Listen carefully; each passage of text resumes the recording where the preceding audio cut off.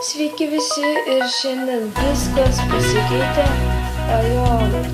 Tiesiog taip atsitiko, kad šitą dieną sekmadienis pietus ir mes tiesiog į jokį sodą nevažiuosim, bet nebijok. Aš gal eisiu į lauką ir nufilmuosiu tą mano dieną ir tikiuosi jums tą dieną pavyks. Aš sakiau per naujieną, kad įdėsiu video